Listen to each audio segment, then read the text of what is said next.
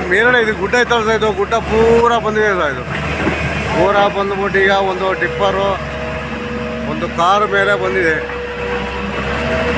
Car ಮತ್ತು ಒಂದು tipper ಪಟ್ಟಿ ಆಗಿದೆ. ಒಂದು ಗ್ಯಾಸ್ ಗಾಡಿನ ದೂಕಿದೆ ಸೈಡಿಗೆ. ಈಗ ಹಿಟಾಚಿ ವರ್ಕ್ ಮಾಡ್ತಾ ಇದೆ ಸರ್.